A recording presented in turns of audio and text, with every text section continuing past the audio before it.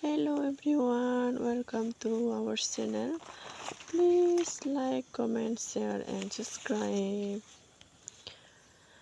আজকে আমি আমার হলুদ বাগানে গেছি যে এই মরিচগুলো ছেটে গেছি আর মরিচগুলো দেখেন কি অবস্থা, একদম লাল হয়ে গেছে। অনেকগুলো কিন্তু পাইছি যে দেখেন, এখন আমি ছেটতেছি আর কি। অনেক ওষুধ তেলার মধ্যে উঠতে হয়।